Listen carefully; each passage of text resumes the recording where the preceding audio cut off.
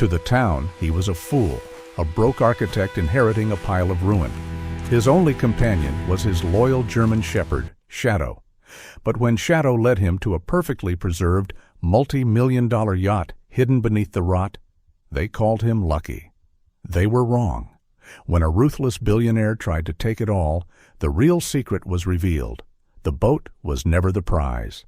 It was only the bait. The fog over Oak Haven Port, Oregon, was not merely weather, it was a shroud. It clung to the rotting docks, blurred the lines between the gray sky and the grayer sea, and muted the sound of the world. Inside the cab of a rusting 1998 pickup truck, the silence was almost as thick. Leo Keaton sat behind the wheel, staring at a crumpled letter. At 42, he looked like a man sketched in charcoal and then blurred by rain. His salt and pepper hair was messy, his face lined with the kind of weariness that came not just from sleeplessness, but from profound failure. A brilliant architect until his partner had systematically dissolved their firm and their finances, Leo was now a man with nothing left but this truck and the creature breathing softly in the passenger seat. That creature was Shadow. He was a magnificent 5-year-old German shepherd whose thick coat of silver and gray fur made him look almost like a wolf in the dim light. Shadow was a quiet animal, watchful and intensely loyal. He had been Leo's only constant through the collapse of his life, and now he sat patiently, his intelligent eyes fixed on his master, waiting for the next move. The letter was their last move. A local law firm had informed Leo he was the sole heir to the estate of Arlo Keaton, an uncle he barely remembered. Arlo Shipyard, Leo read the address aloud, his voice rough. Well, Shadow, let's see what a lifetime of being a recluse gets us. The shipyard was at the far end of the dying town, past skeletal fishing boats and derelict warehouses. It was not a building, it was a suggestion of one. A massive timber frame leaned precariously toward the sea, its siding gone in many places, its roof a jagged series of holes. As Leo stepped out of the truck, a man in a greasy apron emerged from the diner across the street. He was Mitch, the diner owner, a man with a sour face who wiped his hands on his apron. "You must be the heir," Mitch called out, his voice laced with mocking pity. "Come to claim the throne? Old Arlo left you the biggest pile of rotten firewood on the coast. Good luck paying the back taxes on that." Leo ignored him, pushing open a warped door that groaned in protest. The smell of decay, old fish, and damp mold washed over him. Inside, the gloom was heavy. Rain dripped through the ceiling, pooling on the warped floorboards. It was exactly as Mitch described. Worthless. Leo walked through the cavernous space, the sense of final failure settling on him like the fog. This was it, the end of the line. He leaned against a massive support beam, closing his eyes. Shadow, however, was not still. The dog had been sniffing the edges of the room, but now he froze, his head cocked. He moved to the center of the workshop, to a section of the floor that, unlike the surrounding decay, seemed strangely solid. A low whine started deep in Shadow's chest. He lowered his head, sniffing intently at the cracks between the wide planks. He was not smelling mold or rot. He lifted his head, looked at Leo, and whined again, this time with urgency, before nudging his nose back to the floor. "What is it, boy?" Leo mumbled, distracted. Shadow pawed at the floor, a sharp scratch of claw on wood. Then he became oddly insistent, pushing his nose into Leo's hand and then nudging him toward the spot. Leo knelt, humoring his dog. "It's just a floor, Shadow." But as he got closer, he caught it. Underneath the stench of the ruin, something else lingered. It was a faint, clean smell, a scent of seasoned teak wood, old varnish, and dry, preserved air.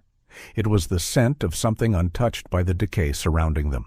Leo's architectural eye took over, scanning the planks. He saw what Shadow had insisted upon. This section was different. The joinery was tighter. He ran his fingers along a seam and felt it. A slight depression, perfectly recessed. It was the handle for a hidden trapdoor. Leo braced himself and pulled the recessed handle. The mechanism was stiff with disuse, but it moved, releasing a prolonged, dusty groan that echoed in the ruined shipyard. The entire section of floor lifted smoothly, balanced on hidden counterweights, revealing a set of wide concrete stairs descending into absolute darkness. Leo retrieved a heavy flashlight from his truck, his heart hammering against his ribs.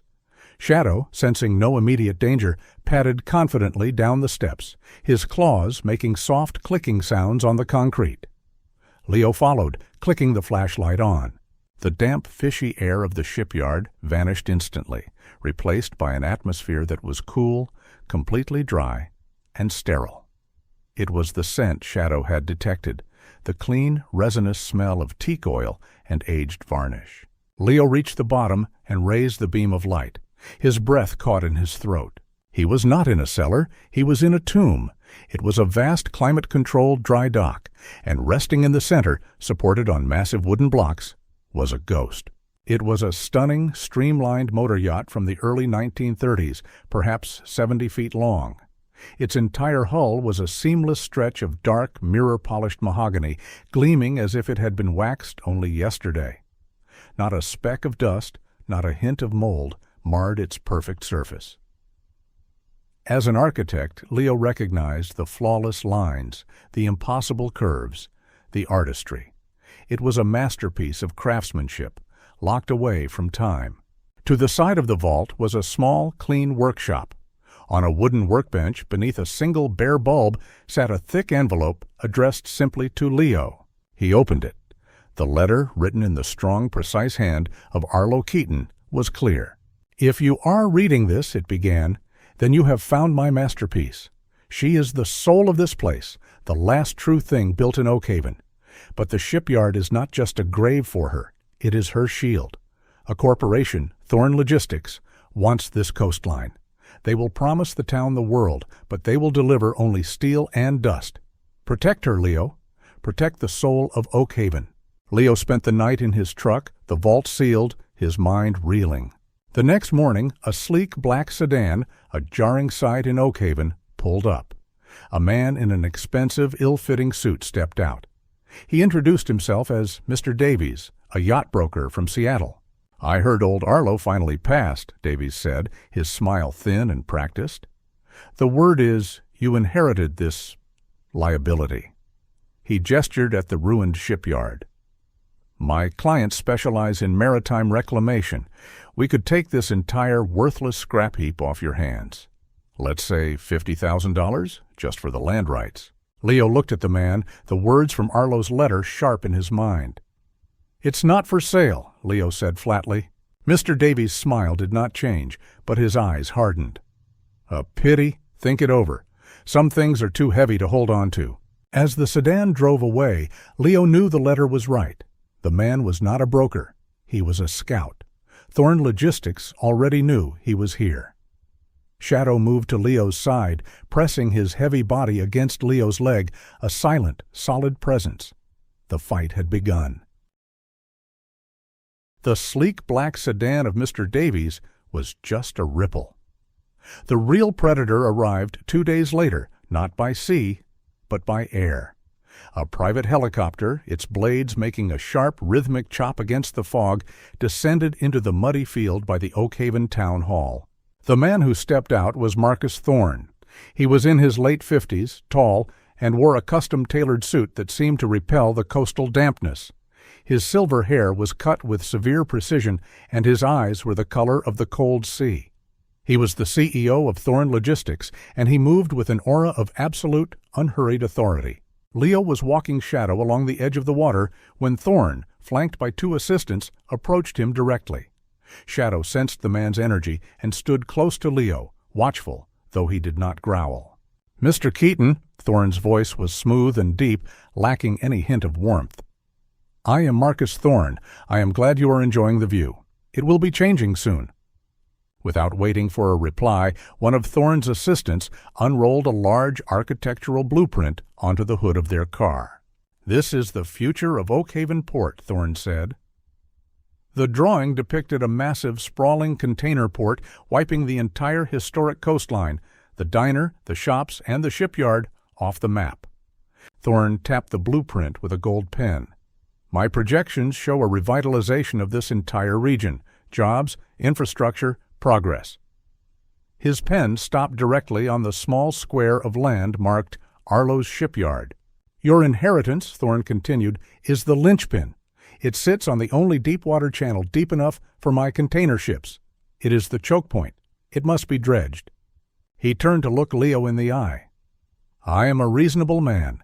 I am prepared to offer you $1 million today for that pile of rotten wood.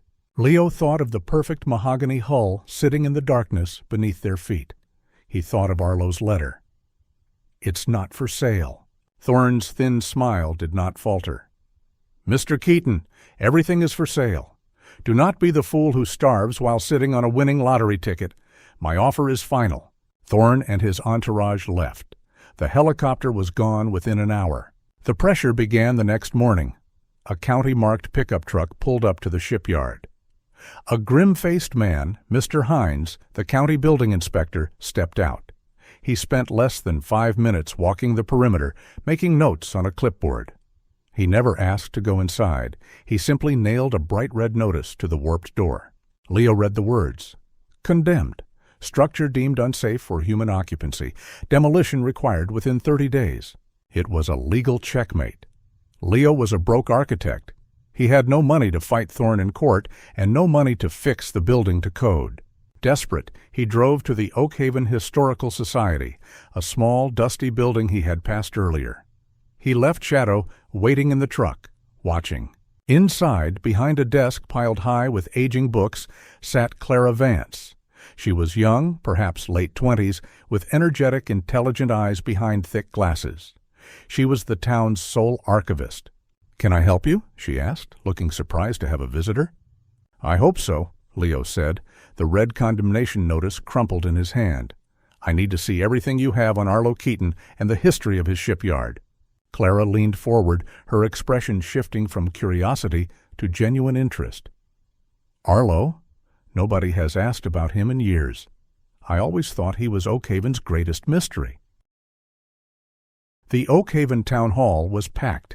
Every seat was filled, and people stood 3 deep along the walls, their faces pale and anxious under the buzzing fluorescent lights. It felt like the entire desperate, failing town was holding its breath. Leo stood in the back, near the door, with Shadow sitting quietly at his heel. The dog's presence was a solid, warm anchor in a sea of hostile eyes. Marcus Thorne stood at the front podium, radiating confidence. He spoke of progress, of a $200 million investment. He showed slick digital mock-ups of the container port, massive cranes, gleaming ships, and a bustling waterfront. "Jobs," Thorne said, his voice resonant and powerful. "Hundreds of them. A new high school. A future for your children, right here in Oak Haven." The crowd was mesmerized, hanging on every word. "But," Thorne's voice dropped, becoming somber, "there is an obstacle. One man." He did not point, but every head in the room turned toward Leo. "One man," Thorne continued, "an outsider who has inherited a pile of rotten wood.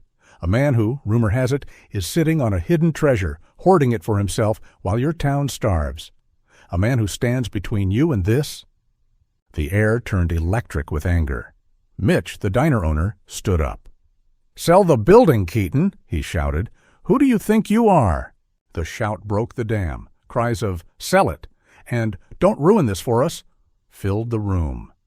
Leo felt the walls closing in. He had no way to fight this, no way to explain. "Mr. Thorne!" A new voice, sharp and clear, cut through the noise. Clara Vance, the town archivist, was pushing her way to the front, carrying a thick, heavy legal binder. She looked terrified, but determined. "Mr. Thorne," she said again, her voice shaking but growing louder, "your entire proposal is impossible." A hush fell. Thorne looked at her with cold annoyance. "And who exactly are you?" "I'm Clara Vance, and I've been reading Arlo Keaton's files." She opened the binder on the podium, turning it for the town council to see. "You can't build your port, and you can't dredge that channel." She pointed not at Thorne, but at Leo. Arlo Keaton wasn't just a shipbuilder. He was a biologist. In 1994, he proved that the mudflat directly beneath his shipyard is the last remaining habitat for the Oakhaven pearl mussel. He spent a decade in court, Clara projected her voice to the stunned room, and in 2003, he won. This area, she tapped a map, is not just protected by the state. It is registered under the Federal Endangered Species Act. The heir left the room. To dredge that channel, Clara concluded, looking directly at a pale Marcus Thorne, is a federal crime. It comes with a $100 million fine, immediate project termination, and possible imprisonment. The hall was utterly silent. The townspeople stared, mouths open, not at Leo but at Thorne. Leo looked down at Shadow, who looked back up as if this was the plan all along. Arlo hadn't left him a boat. He had left him a shield, a federal shield. The public humiliation at the town hall did not silence Marcus Thorne. It enraged him. Beaten by a dead man's legal trap, Thorne made a decision born of pure spite. If he could not dredge the channel, he would destroy the reason he was forbidden to. That night, the fog was so thick, it seemed to swallow the shipyard whole. Leo, exhausted, slept in the cab of his truck, parked just inside the building. Shadow, however, was inside the main workshop, his ears alert, his body a coiled spring of watchful energy. A little after 2 a.m., a figure dressed in dark clothing moved silently along the dock, slipping through a gap in the shipyard's rotten siding. The man carried 2 heavy 5-gallon plastic cans. He moved with purpose, heading directly for the center of the floor, toward the trapdoor Arlo had built. He never got there. Shadow, who had been dozing, snapped awake. It was not a sound that woke him, but a smell. A sharp, stinging odor, like bleach and acid, cut through the familiar scents of old wood and sea salt. It was the smell of the chemicals the man was carrying. The man set one can down and began to work on the floorboards with a small pry bar. A low growl rumbled deep in Shadow's chest, but he did not attack. He did something smarter. He bolted toward the truck, exploding into a series of deep, frantic barks that echoed like gunshots in the vast, empty building. He scratched at the truck's door, a desperate, rhythmic sound, warning his master. Leo woke with a jolt, his heart pounding. "What is it, Shadow? What's wrong?" He fumbled for his flashlight and flicked it on, just as the intruder, blinded by the sudden barks, panicked. The man dropped his pry bar with a loud clatter, grabbed his cans, and sprinted for the door he had entered. But Shadow was faster. He was not trying to attack. He was trying to protect. He bounded across the floor and planted himself in the narrow doorway, a 90-pound wall of silver-gray fur. He did not lunge. He simply stood his ground, his head low, his teeth bared in a terrifying growl, and his bark booming through the fog. The intruder skidded to a stop, his eyes wide with fear, trapped between the dog and the back wall. "Get back! Get away from me!" The commotion, the clattering metal, the frantic barks, the man's panicked shouts, was too loud to go unnoticed. A set of headlights cut through the fog outside, and a car door slammed. Police Chief Brody, a man whose weary face showed the strain of policing a dying town, stepped into the doorway. His flashlight beam cut through the darkness, landing on the scene. Leo, bewildered, the terrified intruder, the spilled chemical can, its toxic contents already eating into the wooden floor. And Shadow, who stopped barking the moment he saw the uniform, though he did not move from his post. Brody's eyes moved from the can to the man, and then to the trapdoor handle. "Well," the chief said, his voice flat and heavy, "it looks like Oakhaven has a new endangered species." He looked at the intruder. "And I've got one in cuffs." Marcus Thorne sat in the small gray office at the Oakhaven police station. He looked diminished, the expensive tailoring of his suit somehow failing to hide the desperate, cornered look in his eyes. He was a shark pulled from the water. Across the table sat Leo. Chief Brody stood by the door, a file in his hand. "The man we apprehended in your shipyard," Brody said, his voice flat, "was eager to talk, especially when faced with federal charges." He opened the file. "We have his signed confession. He states he was hired by your logistics firm to sterilize the protected habitat. He provided text messages, phone records. The federal prosecutor finds it all very compelling." Thorne stared at the file. The civil lawsuit over the Endangered Species Act was a problem. This was a catastrophe. This was conspiracy. This was prison. He finally looked at Leo, the architect he had dismissed as a transient, a broke fool. "What do you want?" Thorne's voice was a low rasp. "I want what Arla wanted," Leo said, his voice quiet but firm. "Not revenge. I want Oakhaven to be rebuilt, not erased." Leo slid a folder across the table. It was not a legal threat. It was a plan. "This is the deal," Leo said. "You will publicly withdraw the container port project, citing community heritage. You will then fund the Oakhaven Maritime Heritage Center. You will pay for the complete restoration of the shipyard, and you will endow a trade school on site for traditional boat building." Thorne balked. "This is absurd. This is—" "It's the only way forward," Leo cut him off. "Do this, and the town thrives. And in exchange, we, the Heritage Center, will legally petition the government to relocate the mussel preserve to a safer, larger habitat upriver. It's a complex process, but it's possible. It won't give you your container port, but it will clear the way for responsible, smaller development." Leo stood up.